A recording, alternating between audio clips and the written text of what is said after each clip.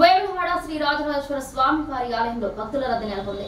దక్షిణ కాశీగా పేరొందిన ప్రసిద్ధ పుణ్యక్షేత్రం వేములవాడ శ్రీ రాజరాజేశ్వర స్వామి సన్నిధిలో సోమవారం రోజున భక్తుల రద్దీ నెలకొంది. ఉదయం నుండి ఆలయంలో భక్తుల తాకిడి నెలకొంది. రాష్ట్రంలోని నలుమూలల నుంచి భక్తులు స్వామివారిని దర్శనానికి తరలివచ్చారు. దీనితో ఆలయ ప్రాంగణం పరిసరాలు భక్తులతో సందడిగా మారాయి. కళ్యాణ కట్టలో తలనీలాలు సమర్పించి ధర్మగుండంలో పుణ్య స్నానాలు చేశారు. అనంతరం భక్తులు స్వామివారిని దర్శించుకున్నారు. పలువురు భక్తులు స్వామివారికి ప్రీతిపాత్రమైన కోడెమొక్కలు చెల్లించుకుని పరివార దేవతలను దర్శించుకుని తరించారు.